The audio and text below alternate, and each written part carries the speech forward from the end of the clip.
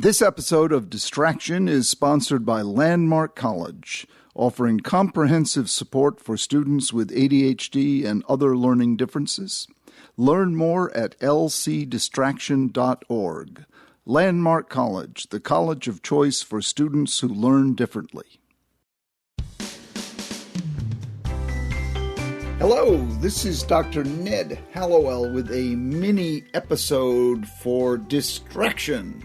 You know, we call our podcast Distraction, probably because I'm best known for my books, Driven to Distraction, Delivered from Distraction, Married to Distraction, and it was a logical thing to name the podcast because we live in the age of distraction, no doubt about that. We live in the age of distraction.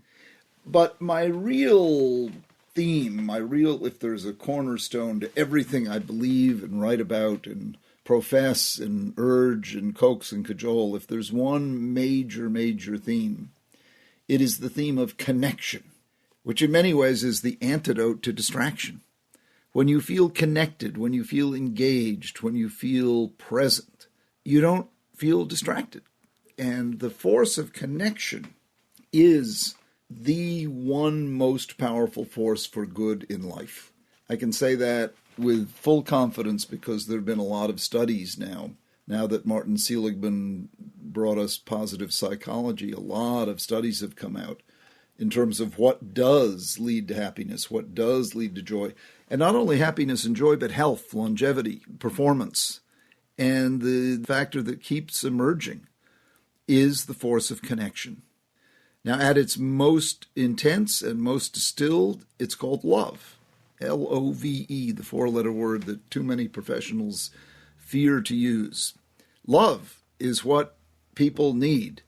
Now, they don't need it always in the intense form we call love, but the milder versions I call connection. You feel a connection to a place, to a person, to a book, to an author, to Bruce Springsteen, or to the Mona Lisa, or to the barn on the farm where you used to go visit your grandmother, or, the memory of the cookies she used to cook. These are all connections. And if you look at what really sustains a person over life and gives life meaning, gives life its real skeleton strength, sinews, life's blood, where you find meaning and satisfaction, it is in connection.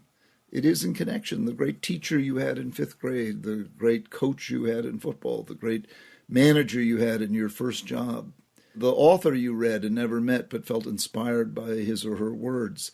This is where we take strength. I stress it because in today's distracted world, connection is threatened all the time. People replace connection with stimulation, with surfing the net or sending a text. It's stimulating, but it's not connecting. It has no depth. It's shallow. What we need is depth if we want meaning, if we want peak performance, if we want sustainability. It begins in connection, in that feeling of being a part of something that really matters. It can be as relatively superficial as rooting for a football team. My family, we've been rooting for the New England Patriots since my kids were born. And that's going on 30 years now. And I preceded that, rooting for them back when they were the Boston Patriots. So that's a connection. It's a very well-known connection you have to a team or to a group. Can be connection to a lake. Connection, my favorite of all, to a dog. Everybody ought to have a dog. It's no accident that God spelled backwards is dog. Everybody ought to have a dog. If you must have a cat, that's okay, but go for a dog. And there are new studies out showing how dogs promote longevity, promote health and length of life.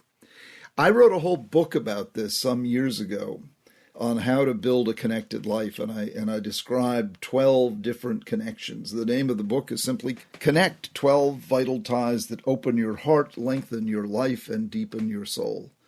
And that book, Connect, it's one of my favorites of the many books I've written because it's about the most important thing in the world, developing and promoting and enriching connections to people, to pets, to places, to ideas, to whatever is beyond knowledge. Call that a spiritual connection.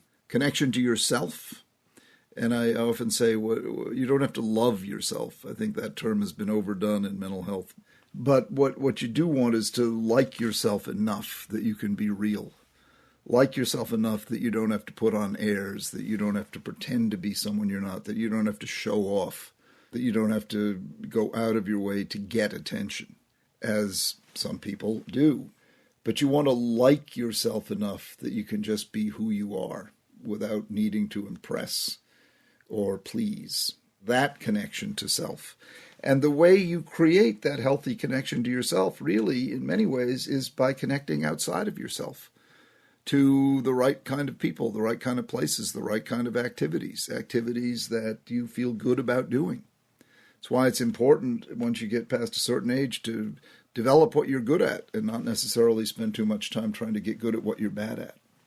Because we tend to do better, enjoy more, and persist in activities we're good at, things we're good at doing.